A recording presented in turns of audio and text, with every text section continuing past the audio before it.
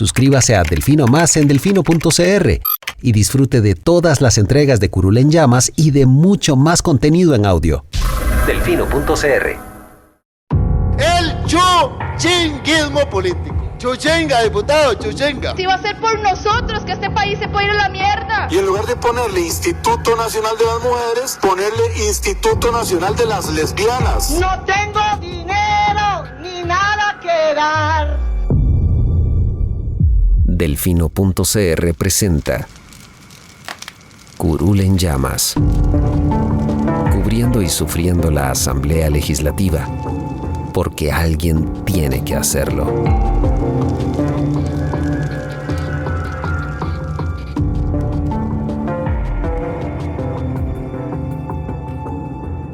Hola queridos suscriptores de Delfino.cr, bienvenidos a un nuevo programa de Curul en Llamas, el podcast semanal donde les comentamos los temas más relevantes e irrelevantes de la Asamblea Legislativa. Les saluda Luis Madrigal desde el 2 de julio del 2021, como siempre en compañía de May. Espero que todas y todos estén bien. La agenda de esta semana, vamos a hablar de la comparecencia de los directivos de la NAME que dejaron varias fuertes revelaciones en la comisión Cochinilla. Vamos a hablar del presupuesto extraordinario que está también vinculado a este tema y al CONAVI, el COSEBI y las empresas involucradas en el escándalo, de la aprobación en primer debate del préstamo del Fondo Monetario Internacional y de algunos otros temas varios. Empezamos entonces con el primer tema, la comparecencia de la NAME, específicamente Alejandro Navas Carro, quien es el director del Laboratorio Nacional de Materiales y Modelos Estructurales, lo que se conoce como la NAME.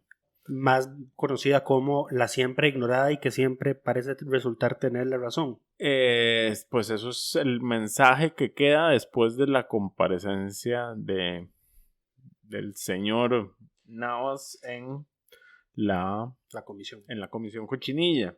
Tiene otro nombre, pero yo le digo comisión Cochinilla y así es se la llama. Comisión Especial para Investigar las Redes de Corrupción. Es un nombre larguísimo, nosotros lo renombramos la Comisión Cochinilla. Exacto, pero bueno, ¿qué dijo don Alejandro? Bueno, para las personas que no lo saben, el ANAME tiene por ley la obligación de hacer una fiscalización sobre todas las obras públicas, viales que se construyen en el país. Porque parte de sus recursos para descubrir esto vienen justamente del impuesto a los combustibles. Correcto. Me parece. Así es. Entonces, ellos, hacen informes. El problema es que esos informes no son vinculantes y las instituciones tienden a engavetarlos justamente porque no son vinculantes. Pero con el estallido del caso Cochinilla, pues nos dimos cuenta de que no solo las instituciones engavetan esos informes, sino que estas empresas investigadas, al parecer, contrataban exfuncionarios de la NAME. Bueno, ese es un caso que se conoció. O creaban empresas que también se encargaban de la supervisión de obras y pues realizaban informes contradiciendo las conclusiones de la NAME basados en datos deliberadamente falsos. Y por eso, nuevamente, las recomendaciones de la NAME nunca eran puestas en práctica. Importante señalar que la NAME, tiene la obligación legal de enviar sus informes no solo al CONAVI y al MOP, sino que también se remiten a la Asamblea Legislativa, al Ministerio de la Presidencia, a la Contraloría General de la República y a la Defensoría de los Habitantes. Así que la cantidad de instituciones y personas que han estado engavetando estos informes no es poca cosa, digamos. Y resulta bastante sospechoso. Digamos, yo creo que todo el mundo los ignoraba y ya. Hay demasiada gente como para que uno pueda asumir alguna otra cosa. Lo que sí es cierto es que los informes en el CONAVI y en el MOP se ignoraban.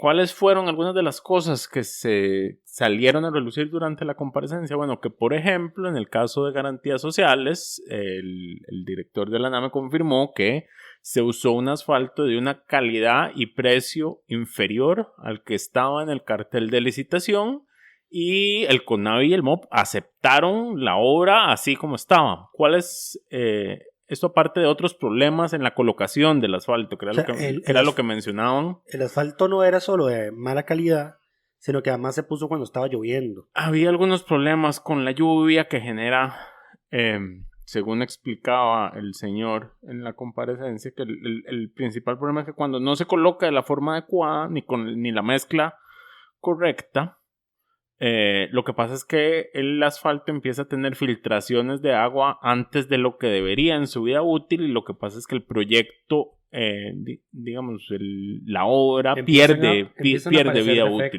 útil. Según él decía, un proyecto de esta envergadura, y por el precio que se pagó, por el asfalto que se quería, superior, debería tener una vida útil de unos 12 años. Con los defectos y con el asfalto que se puso, a partir del año 5 o 6 más o menos empezará a necesitar mantenimiento fuerte. Y él dijo que no sería extraño que desde ya empiece el problema. Claro, porque cuando aparecen grietas hay que irlas, porque las grietas son un problema porque se mete el agua y el agua oxida el asfalto, entonces empieza a perder las propiedades que le permiten en temas de seguridad y demás. Pero bueno, entonces, ¿cuál es el problema? Justamente que uno de los puntos en los que dieron vueltas en la comisión es, pero bueno, entonces las empresas que construyen son las mismas que dan el mantenimiento. Entonces las empresas tienen un incentivo perverso para hacer mal las obras, porque si las hacen mal las contratan más pronto para que las empiecen a reparar de nuevo. Y aquí es donde, donde creo que los diputados empezaron a ver una serie de vacíos legales que podrían llenar, como por ejemplo que una empresa que construye no pueda hacer la misma que le da el mantenimiento a una obra. Y habría que meter además a todas sus subsidiarias. Exacto, todas las empresas vinculadas y demás. Ahora, viendo el caso Cochinilla, uno se da cuenta de que eso sería insuficiente en realidad, porque las empresas se pueden poner de acuerdo entre ellas, y yo hago mal esta obra y vos la reparás, y vos haces mal y yo agarro el mantenimiento y reparación, y continúan así, de la forma en que, según la investigación de la Fiscalía del Ministerio Público, han venido operando de forma conjunta para evadir justamente los controles existentes. Correcto, y bueno, ¿qué es entonces lo que se recomienda hacer con este tema? Bueno, que los informes de la NAME sean efectivamente vinculantes, que ya no se queden en meras recomendaciones y engavetados en los escritorios de algunos funcionarios. Y bueno, ¿cuáles fueron las recomendaciones preliminares que salieron después de esta audiencia? Bueno, que ya es hora de que los informes de la NAME pasen a ser vinculantes para que no sigan siendo engavetados en los escritorios de muchísimos funcionarios o en los correos de muchísimos funcionarios. Que además yo creo que vamos a ver, yo creo que en la universidad pública y especialmente la NAME no se va a arriesgar nunca a inventarse problemas en las obras para hacer quedar mal a las constructoras. Y al final, creo que lo que todos queremos como país es una obra pública duradera, acorde al precio que se pagó. Y entonces digamos que yo no veo ningún incentivo para que la NAME falsifique informes, para que se invente problemas, para que luego estas empresas tengan que salir a desvirtuarlos. Entonces a mí me parece que sí fue un error que la asamblea dejara perder un proyecto que había presentado el diputado Walter Céspedes, no Walter Muñoz, Walter Céspedes, para hacer los informes de la NAME vinculantes. Se había aprobado en primer debate, pero por cosas del destino no llegó nunca a aprobarse en segundo debate y se archivó. Pues ya es hora de que entonces se saque ahí del archivo, que se vuelva a presentar, que se presente, que se apruebe en primer y segundo debate y que se promulgue como ley. Lo otro es que hay que recuperarle a la NAME cerca de 2.000 millones de colones que fueron recortados para su presupuesto de este año. ¿Por qué? Porque comentaba el director que con ese recorte, que equivale al 40% de su presupuesto, pues ellos tuvieron que reducir precisamente en un 40% las labores de fiscalización, de testeos en las obras. Y bueno, eso al final del día es como música para los oídos de las empresas corruptas, porque son menos oportunidades, menos posibilidades de que los pesquen haciendo chanchadas. La NAME dijo que logró hacer ahí una reorganización interna, un recorte de gastos. Un MacGyver presupuestario. Sí, y que con 900 millones de colones pues se la juegan. Sin embargo, hoy en la mañana la fracción del PAC anunció que va a impulsar una moción para restituirle a la NAME los 2.000 millones de colones que se le fueron recortados. La diputada Paula Valladares de Liberación planteó otra cosa, y es que se cambian los porcentajes de lo que se destina en el impuesto a los combustibles, que se le baje a Conavi y que se le suba a la NAMI, para que tenga ahí más recursos. Que en todo caso no es el problema. Porque... A ver, mientras los informes no sean vinculantes, vamos a estar en estas. Sí, no, pero me refiero a que no, el problema no es el porcentaje que se le destina a la NAMI. El problema es que por la situación fiscal que estamos en el país y por la regla, el escenario último, la regla fiscal, pues ahí Hacienda tiene cierta libertad de tocar las transferencias que se destinen a otras instituciones. La plata del impuesto a combustibles a la NAMI es una transferencia. Y aunque se recauda lo mismo o está ahí la proporción que le corresponde a la NAMI, Hacienda le presupuestó menos. O sea, se dejó más plata Hacienda de la que debería haberle quedado. Y entonces la NAMI fue ahí la perjudicada. Don José María Villalta tiene la hipótesis de que esto fue un acto deliberado del gobierno para beneficiar a las empresas constructoras, pero como dice Diego, no culpes no acredites a la maldad que puede ser una estupidez. Es correcto. Bueno, esas no son las palabras de él, pero más o menos ese es el sentido. Ese es el mensaje. Sí. Ese es el mensaje. Pero bueno, esa fue la primera audiencia. Esta comisión está sesionando a las 8 de la mañana. Es una de las comisiones que más temprano sesiona. Correcto. Da bastante tiempo para que los resultados de esas audiencias acaparen los titulares de todo el día. Pero bueno, lo que yo iba a mencionar es, ya 2 diputadas presentaron proyectos para que los informes de la NAME sean vinculantes.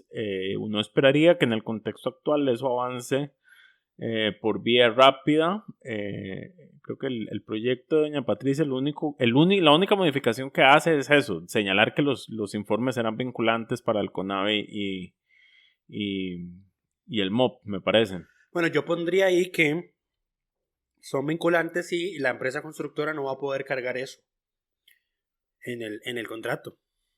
Porque si son faltas. Si estás haciendo un mal trabajo, pues no seas tan descarado de irlo a cobrar. Además, que eso es otra cosa que el señor dijo, que en este país es absolutamente costumbre y cotidiano que se reciban obras públicas deficientes. Sí.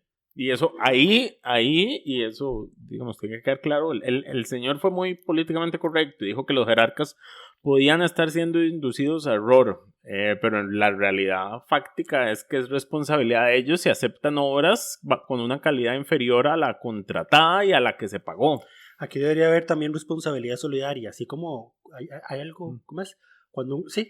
Ya eso existe, por la ley general de la administración pública. Cuando un funcionario es responsable de un acto que causa un perjuicio económico para la administración, es responsable solidario de pagar por eso. Deberíamos aplicar eso. Deberían cobrarle todo a Méndez Mata. Se le y al del CONAVI, el del CONAVI a Marvin Mario Alfaro. Ese que está retirado del CONAVI en este momento. Sí, se fue del puesto temporalmente. Pero bueno, vamos a ver qué sigue. Están convocados también, creo que era el presidente de la Corte. La Contralora. Fernando Cruz, la Contralora le toca después de vacaciones. La Contralora, funcionarios del MOB, funcionarios del CONAVI. Y vamos a ver entonces qué acontece. No va a ir Walter Espinosa. ¿En serio? El presidente de la comisión, Pablo Heriberto, habló con él a petición de la comisión para preguntarle si era una buena idea que fuera o no fuera, y llegaron al acuerdo de que era mejor que no lo convocaran a comparecer, dado que el proceso judicial apenas está comenzando. Creo que esta en lugar de ser una comisión investigadora del caso Cochinilla, en realidad va a ser una comisión investigadora de los portillos. De los portillos que nos llevaron al caso Cochinilla. Y ya eso sería un gran avance. El tema es que no duren como con los papeles de Panamá. Vamos a ver, los informes de los papeles de Panamá encontraron todos los portillos que se usan para evadir. ¿Cuánto duramos aprobándolos? 4 años. Sí, más que el informe, porque el informe secundario es que empiecen a mover estos proyectos que cierran los portillos. Pues no hace falta que esté el informe para empezar a presentar los proyectos. Y no hace falta que esté aprobado el informe para que el Ejecutivo lo convoque. Espero que ya esté convocado ese proyecto para que los informes de la NAME sean vinculantes. Hay que ver qué tanto interés hay de convocarlo. Adicionalmente, yo iba a mencionar que si de esta comisión sale, y lo único que sale es que los informes de la NAME sean vinculantes y que se les restituyan los 2,000 millones de colones a la NAME para la supervisión, creo que ya habrá logrado más de lo que esperábamos que saliera de esta comisión. Sí. Pero bueno. Que no es lo que sus proponentes pensaban, ¿verdad? No, porque lo que los proponentes pensaban hacer con esta comisión, pues era una investigación judicial 2.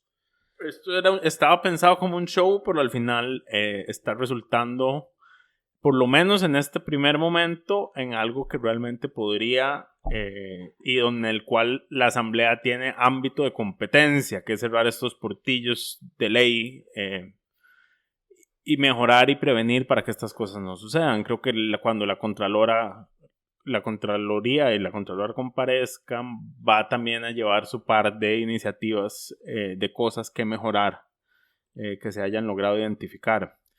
Pasemos a un tema vinculado a y es justamente la discusión del presupuesto extraordinario. Está vinculado a este tema porque dentro de ese presupuesto hay 47,000 millones, me parece. 4,000 millones. No, son como 40 y pico mil. Tengo que buscar el dato, pero son como 40 y pico mil, de recursos para el CONAVI y el MOP, que originalmente la semana pasada el ministro de Obras Públicas y Transportes, Rodolfo Méndez, junto con la ministra de la Presidencia, firmaron un oficio que se le envió a la Comisión de Hacendarios que revisa estos temas, solicitándoles dejar por fuera todos esos recursos en vista de la situación que se estaba presentando. Esta semana les toca comparecer o comparecieron el ministro de Hacienda, don Elian Villegas, y Rodolfo Méndez Mata, y llegan a la comisión por separado, digamos, eran audiencias aparte, pero ambos llegan y dicen, no, ignoren ese oficio que les mandamos y metan los recursos, porque la realidad es que los ocupamos. Esto pasa cuando uno actúa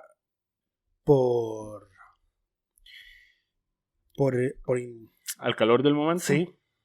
Allá como se creó esta comisión al calor del momento, esa carta se mandó al calor del momento, porque simplemente no, por molesto que sea, por triste que nos parezca, por más que queramos incendiar este país, el Estado no puede cumplir con los contratos que tiene firmados con estas empresas, aunque están investigadas por corrupción, porque al final están siendo investigadas, no se les ha aprobado nada todavía. No hay nada aprobado, y entonces tampoco hay forma de cancelar contratos, y hay obligaciones que cumplir, y lo cierto es que el presupuesto total era de 137,000 millones, lo que se va a meter. Eso incluía 47,000 millones para CONAVI y el MOP, en específico 40,500 millones para el CONAVI y 6,500 millones para el MOP.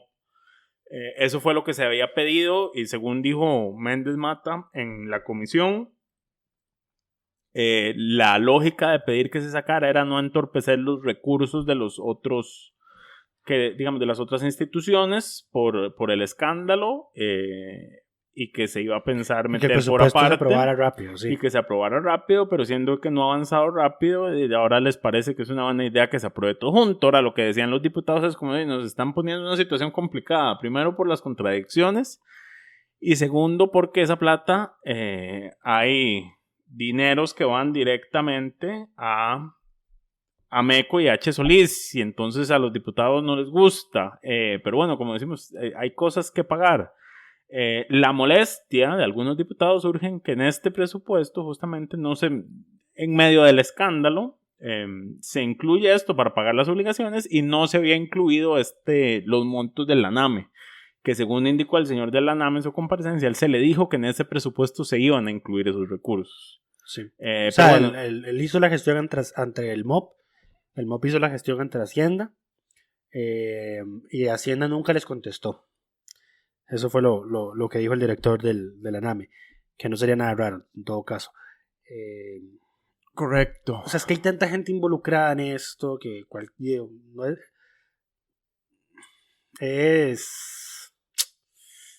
Vamos a ver, no pueden culpar a la gente de pensar mal, porque resulta y acontece que hasta el ministro de Hacienda resultó que era asesor o había trabajado para...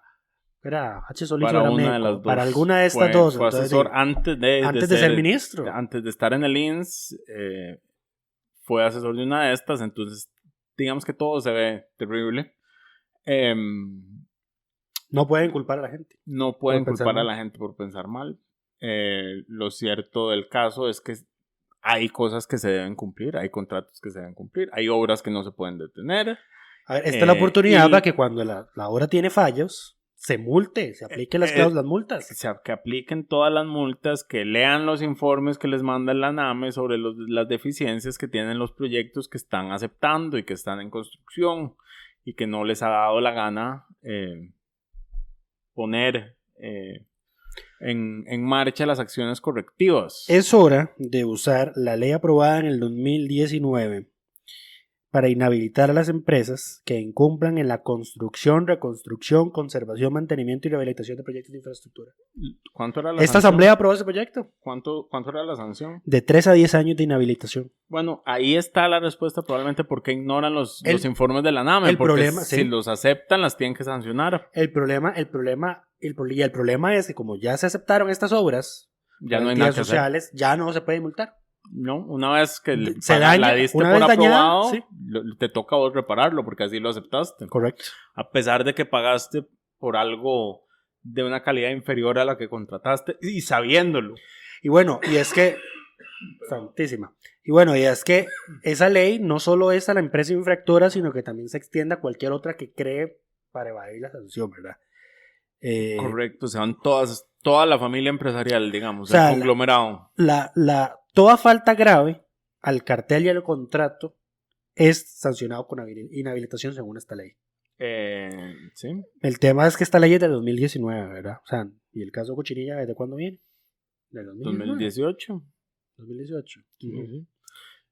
Pero bueno, y garantías sociales se acaba de entregar. Se acaba de entregar. Hay una falta grave no sancionada. ¿Ese no fue en el que inauguraron hasta con juegos pirotécnicos? No recuerdo. Creo que no, porque fue en pandemia.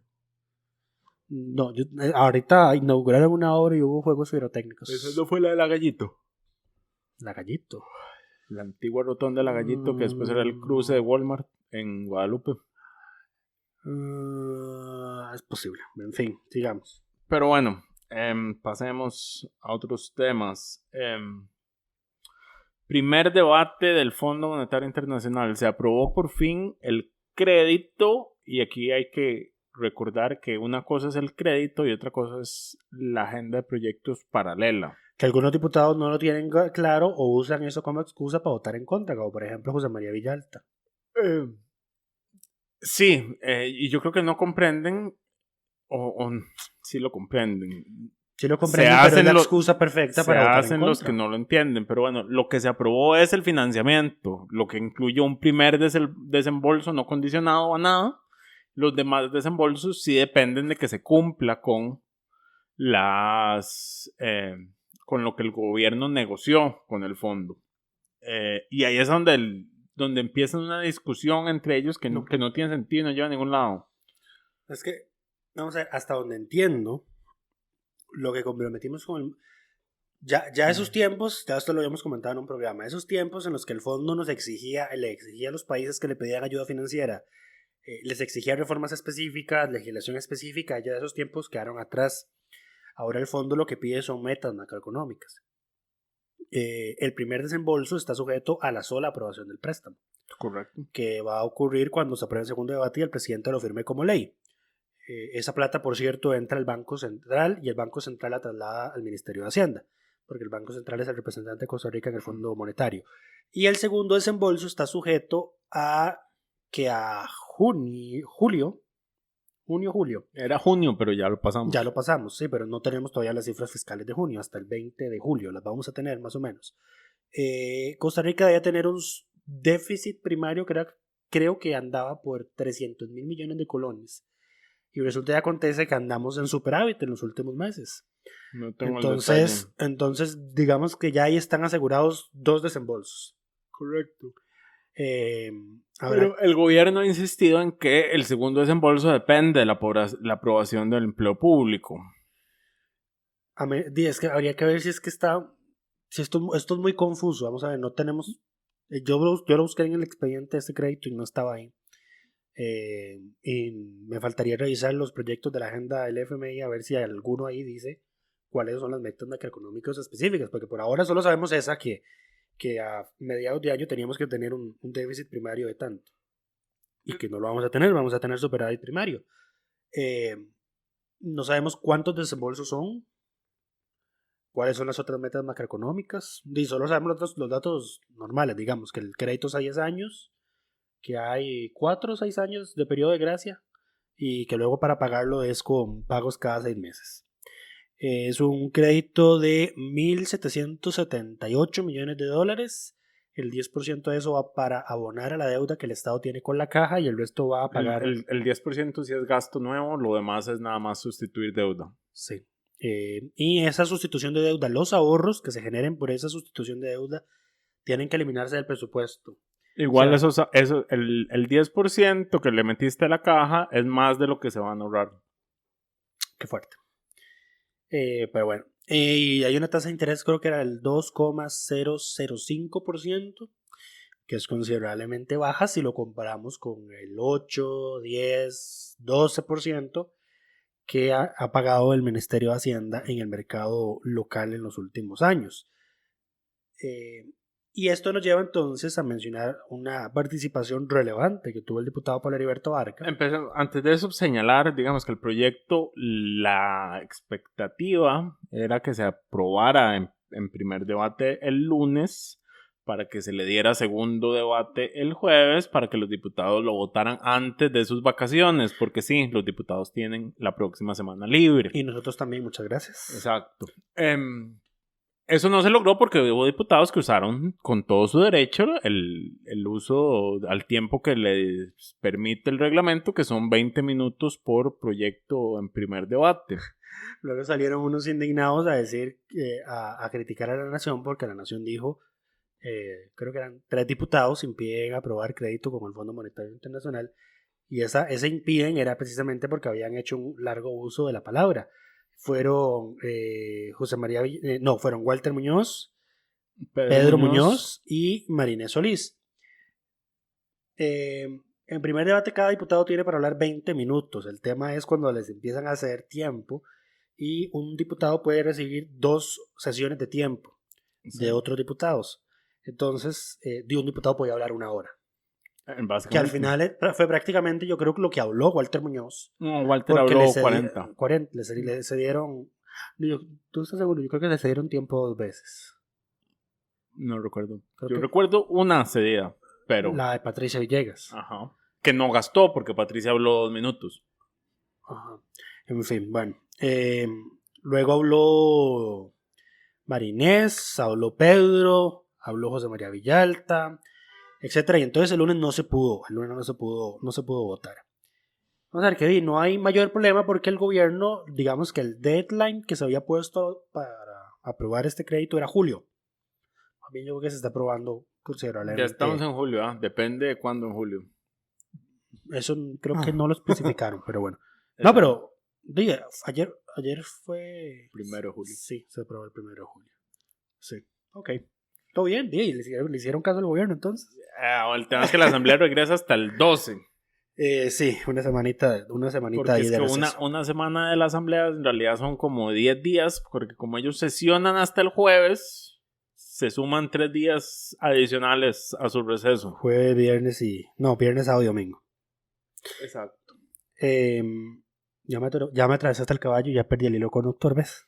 Que el que sí tuvo una participación que queríamos destacar fue el señor Pablo Heriberto Abarca del PUSC, a quien le damos el reconocimiento de diputado de la semana, porque en la discusión dijo, Lucho, ¿qué fue lo que dijo? En síntesis, hubo diputados que se levantaron a hablar en contra del crédito. Por ejemplo, Shirley Díaz dijo que ella iba a votar en contra porque ya había dicho que ella iba a votar en contra de todo préstamo, presupuesto e impuesto. Cosa que no es cierta, porque resulta que el mes pasado votó en segundo debate los créditos de descarbonización que nos había dado el Banco de Reconstrucción Internacional y Fomento. Entonces, mentirosa la señora.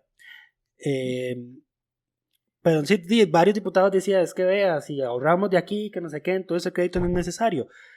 Entonces, don Paulo dice, vea, es que aquí yo lo voy a aprobar porque aquí hay que ser consecuentes con lo que uno dice y con lo que uno hace. Nosotros aprobamos un presupuesto que él dijo 25%, pero en realidad es más de la mitad. que tiene que financiarse con endeudamiento externo. Si no quieren endeudamiento externo como este crédito, pues entonces, muy sencillo, recortemos el 50% nacional del presupuesto que se financia con deuda. Él dijo 25, pero sí, sería 50. El problema es que esos diputados que decían no queremos más endeudamiento, Aprobaron el eran los presupuesto. mismos diputados que no querían recortes Recortes. en el trámite del presupuesto nacional. Entonces, ¿de dónde putas quieren que el gobierno saque la plata? Ese es el problema. Ese es el problema. Ya me calenté. Y es que esa es mi reacción. Entonces, a mí me gustó mucho esa intervención de Don Pablo, omitiendo la primera parte a la que no voy a hacer alusión.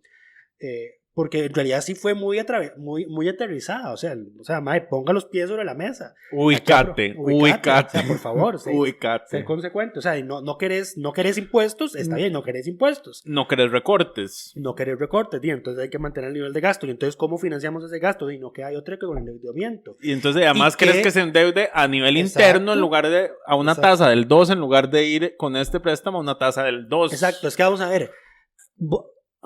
Francamente, votar estos endeudamientos es irresponsable. Es que aquí no estamos hablando de más deuda para cubrir más gasto. Solo el 10% de la caja. Esto es un cambio de financiamiento. De deuda cara por deuda barata. Exactamente. ¿Y cuál es esa deuda cara? No es deuda que ya tenemos necesariamente, es deuda que necesitamos porque el gobierno se financia con deuda, porque la mitad del presupuesto nacional es deuda.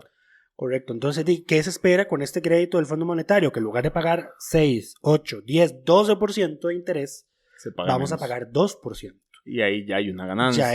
Entonces, el gasto en intereses, que es lo que más está aumentando el déficit ya general del gobierno, porque tenemos superávit primario si no metemos el gasto por intereses. Si lo metemos, entonces ahí sí tenemos déficit. Uh-huh. Entonces, ese gasto por intereses que ha estado creciendo exponencialmente se reduce. Si se reduce el gasto en intereses, ¿qué pasa? Pues entonces el gobierno tiene más plata libre para invertir, para sus gastos ordinarios, en realidad tiene, etcétera, etcétera. En realidad lo que pasa es que el gobierno necesita endeudarse menos, porque no es que al gobierno le sobra plata, aún bajándole. Si le bajan los intereses, lo que hace el gobierno es necesitar menos plata, pedir menos plata prestada para pagar esos intereses. Correcto. Ahí vamos cerrando entonces ese círculo vicioso de necesidades. Sí, que se espera no se cierre hasta y por eso, el 2030. Vamos a ver, y por eso es que es tan molesto que Liberación haya bloqueado que se aprobara el crédito de apoyo presupuestario que nos dio el BID, o el Banco Mundial, no me acuerdo, en los tiempos críticos de la pandemia, que era para cambiar deuda cara por deuda barata y para financiar el bono proteger. Dejaron perder esos millones de dólares. Correcto. Y al final, y lo decía don Pablo Heriberto, ¿a quién beneficia entonces esto? ¿A quién estamos haciendo más rico? Pues a los tagarotes que cobran 6, 8, 10, 12% de tasa de interés. Que son instituciones públicas en su gran mayoría. Exactamente. O sea, es que esto es un desastre. Ahí es el mismo Estado desangrando al Estado. Sí, porque ahí están los fondos de pensiones, están los recursos de las instituciones que tienen reservas. Sería muy interesante saber cuánto porcentaje de las utilidades que tiene la banca estatal responden a lo que el Estado tiene que pagarles por intereses por haberles comprado bonos. El problema es que la Hacienda nunca ha querido dar esos detalles. Habría que ver si se puede meter un amparo. Yo imagino que en los estados financieros de los bancos debe salir. ¿Y en qué bonos tienen invertidos? No necesariamente. Sería algo interesante para No checar. necesariamente. Pero en fin, bueno. Por ese discurso aterrizado y consecuente es que don Pablo Heriberto se lleva el título de diputado de la semana. Y aprovechando esta ¿cómo se llama? Ebullición de emociones de parte de Lucho sobre el tema de los préstamos. Sí, no sé por qué me exalté tanto, pero perdón. Cálmate porque se vienen dos grandes. El primero es que el Banco Mundial anunció que nos iba a dar otros 300 millones de dólares por un préstamo que tiene que ver con descarbonización y algo fiscal. El mismo tipo de crédito por el que Shirley Díaz votó a favor. Exacto, que se había aprobado hace un año y hasta hace 2 semanas se aprobó en segundo debate. Estos son... Tiene ese nombre, pero en realidad, vamos a ver, estos créditos son como créditos por resultados o por políticas, o sea, entonces... Crédito por políticas. Sí, o sea... En nuestro caso es por políticas verdes. Por políticas verdes, que como ya las tenemos, entonces no hay que hacer mayor otra cosa. Entonces, simplemente nos entran la plata y como no están sujetas a ningún proyecto, pues queda a libre disposición del gobierno o a libre disposición de lo que la asamblea diga que el gobierno puede hacer, que en general es cambiar deuda cara por deuda barata. Entonces vienen 300 millones de dólares más por eso. Y se anunció además el día de ayer que el Fondo Verde le iba a prestar al país 250 millones de dólares también, me parece. Y que nos van a dar otro tanto en fondos no 20 reembolsables. millones en fondos no que reembolsables son por donaciones. el proyecto del tren. Estos recursos en realidad van a formar parte del préstamo que ya está en la corriente legislativa, que son 550 millones del BESIE, según dijo Otón Solís en sus redes. La diferencia con estos recursos del Fondo Verde hacen que la tasa de esos 550 millones para el tren quede en un 1,6%, tomando en cuenta que 250 van a tasa cero y la tasa de la otra parte. Es que eso, o sea, pueden creer que nos dieron un crédito a tasa cero. Dijo a 40 años plazo, mae. Dijo René en Twitter, esto es un tasa cero para el tren y además con cashback. Ajá. Y la gente se está quejando. Exactamente. Pero la gente se está quejando. Una de las que se quejó fue... Pero la gente se está quejando de los diputados, que es la que ya ibas a mencionar. Sí, la diputada y jefa de fracción de Liberación Nacional, María José Corrales, dijo en sus redes sociales y en diferentes medios que esto no era prioridad. Y voy a leerles porque no quiero atribuirle cosas que no haya dicho. Lucho, relleno. Pero sí, o sea, ella dijo que no era prioridad. Lo que no dijo es que no es prioridad para ella, pero para la ciudadanía de a pie, para la ciudadanía que no tiene 500 litros de gasolina al mes, chofer, carro, etcétera, etcétera, pues dijo, un modelo eficiente de transporte sí es importante. Muchas gracias por el relleno. Dijo específicamente, en este momento el tema del tren eléctrico no es una prioridad. Además de las dudas técnicas que se han expresado sobre esta iniciativa, el gobierno debería enfocarse en medidas que reactiven la economía, generen empleo y que cierren portillos a un mal uso de fondos públicos. No quiero sonar adultocentrista, entonces simplemente me voy a pegar al punto que quiero llegar. Vamos a ver, no es que el gasto de capital, que es inversión, es uno de los principales dinamizadores de la economía.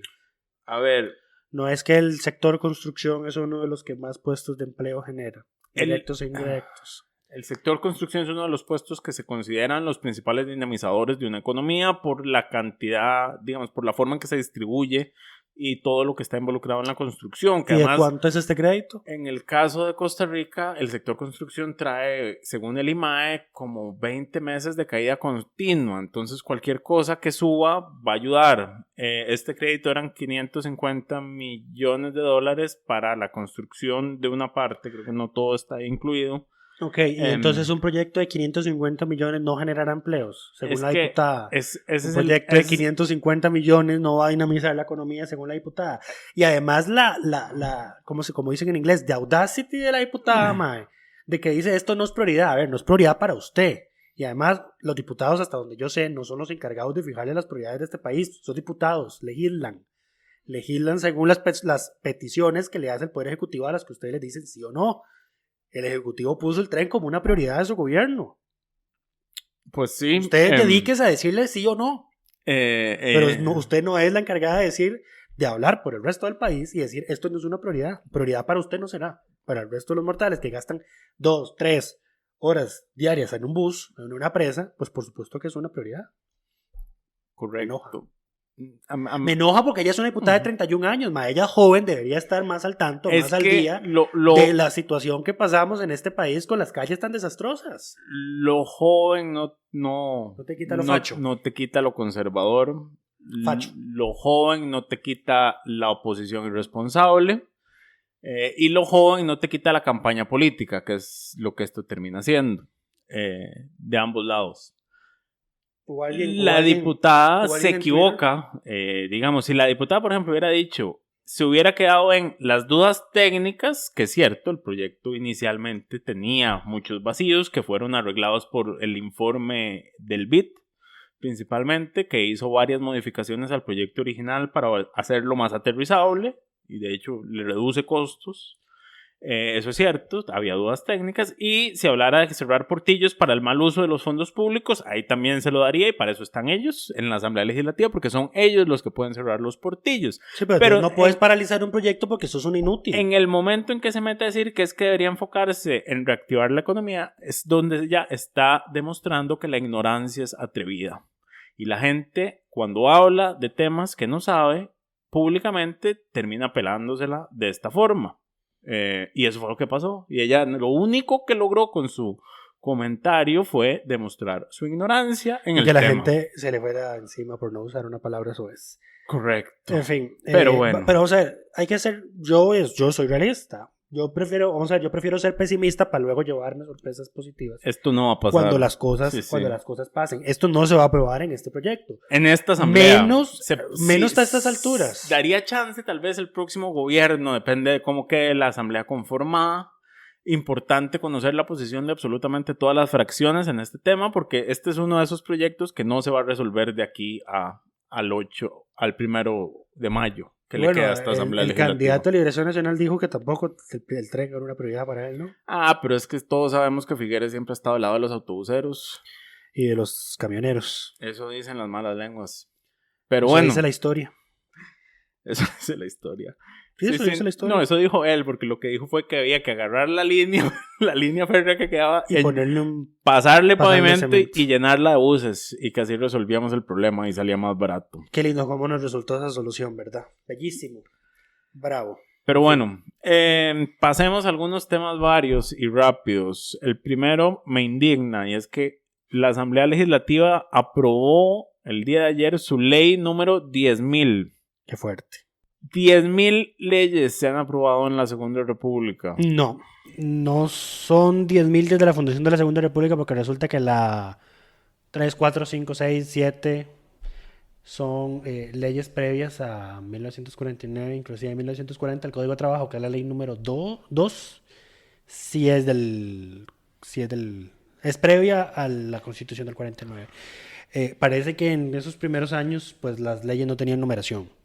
Entonces, no sé hasta este momento, a partir de qué momento ya se empieza a numerar conforme la asamblea las va aprobando, pero en fin.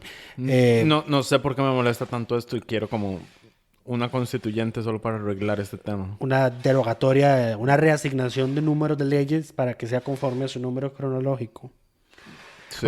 Vamos a ver quién fue el individuo, por no usar un término despectivo, que decidió que una ley de 1800 va a tener un número posterior a una ley de 1940, por ejemplo. Entonces, bueno, el hecho es que este jueves, que se aprobó en segundo debate el expediente 22.557, ampliación de los alcances de la ley 9577 de protección a los ocupantes de zonas clasificadas como especiales, ya se firmó como decreto legislativo. Recordemos que cuando la asamblea aprueba un proyecto, la presidenta y los secretarios del directorio lo firman como decreto legislativo, y es la asamblea la que le asigna el número de ley. Y en este caso le correspondió el número de ley número 10.000. Cuando el presidente lo firme, pues el decreto legislativo se convierte en la ley número 10.000. ¿Qué hace este proyecto? En síntesis, vuelve a dar una ampliación. Patear la pelota para adelante. Exactamente, vuelve a dar una ampliación de 36 meses a la moratoria de desalojos a las personas que viven en la zona marítimo terrestre, patrimonio natural del Estado y zonas fronterizas en general, porque el periodo anterior ya se venció. Creo que es muy significativo que este expediente tenga el número de ley número 10.000, precisamente porque, como dice May, esto ha sido una pateadera de pelota desde hace muchísimos años. ¿Cuál es el problema? Pues que resulta y acontece que la Sala Constitucional dice que nadie puede vivir en la zona marítimo terrestre, en el patrimonio natural del Estado y en las zonas fronterizas en general, en la milla fronteriza. Sin embargo, la realidad es que ahí viven muchas personas. Desde hace mucho tiempo. Desde hace mucho tiempo, inclusive desde antes de que se declararan zona marítimo terrestre, zona de patrimonio natural o milla fronteriza. Es parte del problema, justamente. Ese es precisamente el problema. Sin embargo, la Sala Constitucional dice, aquí no puede vivir nadie. Esto es una zona protectora del Estado y debe mantenerse... protegida, y debe mantenerse libre de personas. El hecho es que ni esta asamblea, ni la anterior, ni la tras anterior, ni ninguna otra ha logrado emitir una legislación o alguna solución que le permita dar valga la redundancia, una solución a la gente que vive en estas zonas. Se venció la moratoria anterior, ya empezaban los desalojos esta semana y entonces la Asamblea no tuvo de otra que aprobar una ley que lo suspenda por 36 meses más. Pero preguntarán ustedes, pero si la Sala Constitucional dice que ahí no puede vivir nadie, ¿cómo los diputados pueden aplicar moratorias? Y porque a la Sala Constitucional se tomó un montón de tiempo declarando la inconstitucionalidad de las leyes. Entonces, cuando estas moratorias se meten a la sala, se acaban, se vencen, se termina su plazo antes de que la sala emita sentencia. Pero en las oportunidades que ha emitido sentencia, recuerdo que la sala ha dicho estas moratorias son inconstitucionales porque ya dijimos que aquí no puede vivir nadie. Este proyecto tuvo 44 votos a favor y 0 en contra, y naturalmente esta asamblea no va a dejar resuelto este problema, a pesar de que una de las primeras leyes que aprobaron cuando entraron, y lo recuerdo perfectamente porque hubo varios diputados que se levantaron enérgicos y dijeron, en esta asamblea sí vamos a resolver este tema. No lo hicieron. No es un tema que tenga solución. Y tendrías que darle bono de vivienda en algún lugar que no sea protegido a todas estas personas. Que trasladar a todo el mundo, no hay recursos para trasladar a todo el mundo, no tienen solución. Y la moratoria no detiene desalojos que ya estén firmes en por ejecución. judicial. Entonces, correcto. No resuelve tampoco todos los problemas. En fin, ley número 10.000, una ley que patea la bola, muy simbólico de lo que somos como país, exactamente. ¿Qué otros temas varios? Aquí yo tengo que reconocer que tenemos que dejar de ponerle tanta atención a cuántas leyes aprueba la Asamblea Legislativa y cuántos proyectos presentan los diputados, porque la realidad es que el volumen no importa tanto como la calidad. También medimos calidad, no te preocupes por eso. Sí, pero ellos ponen más atención a quién presenta más. De ahí es que tienen un salario considerable. Entonces uno esperaría que presenten, que hagan a lo que fueron electos, a legislar. No. Sí. Sobran leyes en este país. Eso no es problema nuestro, digamos. O sea, sí, es problema nuestro. Es muy gracioso. En realidad es problema nuestro, justamente. Es muy gracioso. Porque, por ejemplo, Erwin Macís presentó proyectos para derogar leyes viejas. 60. Pero el lugar es precisamente, exactamente, de consolidar todas esas decoratorias en un solo proyecto, presentó 60 proyectos individuales. Correcto, para que le sume su volumen de proyectos entonces el lugar, entonces no cambia el neto, digamos. Vamos a tener, cuando se aprueben estas 60 leyes, si es que eventualmente se van a aprobar, muy bien, se derogan 60 leyes antiguas, pero vamos a tener 69 leyes vigentes que derogan leyes viejas. Correcto. Una estupidez completa. En fin. Correcto. Pero bueno, ¿qué más se aprobó esta semana? El lunes recibió primer debate el proyecto de Carlos Ricardo Benavides de Nómadas Digitales, que facilitaría la llegada de personas trabajadoras que tienen sus contratos y reciben sus recursos en países extranjeros, pero trabajan de forma virtual, entonces pueden ubicarse en cualquier parte. Según los datos de Carlos Ricardo, esto generaría un montón de dinero, porque no recuerdo la cifra que dijo. Generaría un montón de dinero al país. Estas personas podrían estar con un estatus migratorio especial por hasta 2 años, me parece. 15 millones de colones por semestre por cada trabajador y su familia que vengan al país, es lo que estima. Lo que dije yo, un montón de dinero. El requisito viene usted solo, si usted es un forever alone como nosotros, no, como ahí no, porque ahí tiene pareja, como yo, por ejemplo, tenés que tener un salario de $3,000 mensuales como mínimo. Y si venís con tu familia, tenés que tener un ingreso mensual de al menos $4,000 mensuales.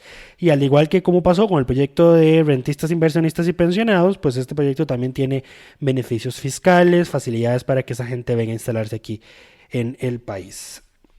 Sí, el beneficio fiscal es que no tienen que declarar renta, pero es que en realidad deben de declarar renta en el país donde reciben sus ingresos. Sí, es que no tenemos renta global. Correcto. Exacto. Todavía.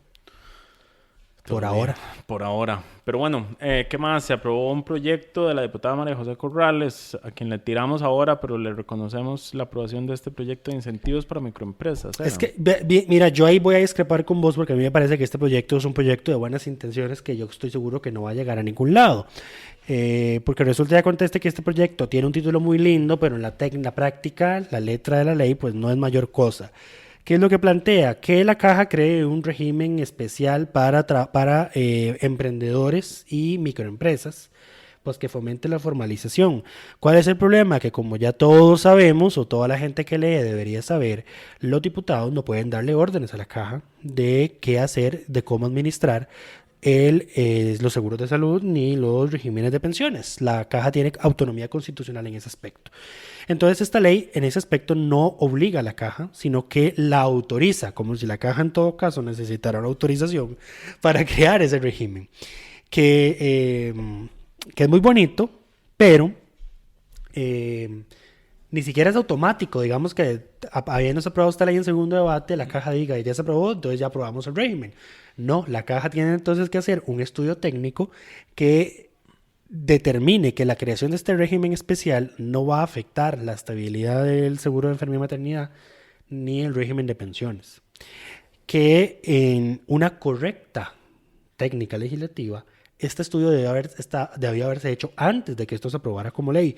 Uno no aprueba, generalmente el sentido común dice que uno no aprueba leyes y las supedita a que se haga un estudio técnico que determine que se puede hacer. He visto eso varias veces en esta Eso es incorrecto. Vamos a ver, eso es una muy mala práctica, porque entonces gastaste un montón de tiempo, gastaste un montón de plata y de recursos discutiendo una ley que entonces eventualmente podría ni siquiera llegar a concretarse.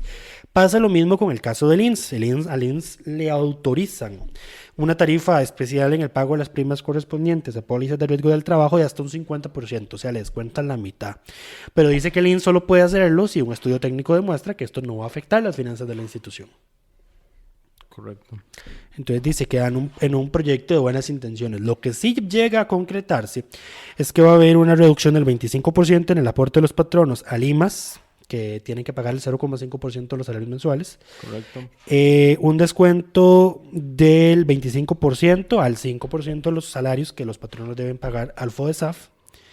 Y eso es las únicas dos beneficios directos que se pueden aprobar. Que se pueden aprobar y que la Asamblea ley puede obligar a aprobarse. Correcto. Correcto. Lo otro es que crea ahí un régimen de trámites municipales simplificado que se va a crear por coordinación del MEIC y de la Unión Nacional de Gobiernos Locales, donde en teoría habrá una ventanilla única donde la gente puede ir a presentar todos sus papeles para lograr, por ejemplo, patentar su negocio o obtener todos los permisos correspondientes. Y lo último, también que es una muy buena intención, pero esto depende de la institución si la accede o no, es una moratoria por una única vez y por un plazo de 6 meses al IMAS, FODESAF y la Caja para que condonen las multas, intereses, multas, recargos y otras multas por sanciones por concepto de deudas correspondientes a las obligaciones de los últimos 4 años de los patronos que estén considerados emprendedores o microempresas. Y como es una autorización, no es una obligación. Correcto. Entonces, no se ilusionen si ustedes creen que se van a ver súper beneficiados con esta ley, si quieren emprender o son microempresarios. Esto queda, en el caso de la moratoria, queda a discreción de las instituciones. Y en el caso de los otros beneficios fiscales queda a discreción de la Caja y del INSS si la acceden o no a realizarlos. ¿Nos queda algo más?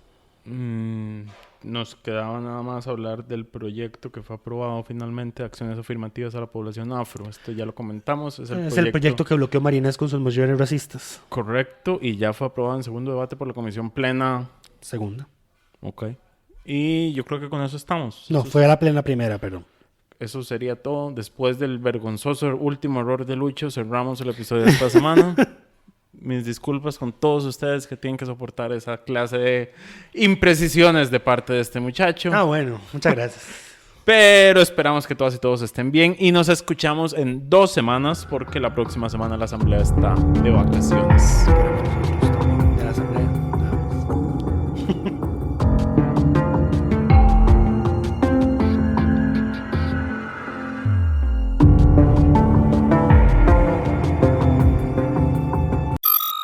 Suscríbase a Delfino Más en delfino.cr y disfrute de todas las entregas de Curul en Llamas y de mucho más contenido en audio. Delfino.cr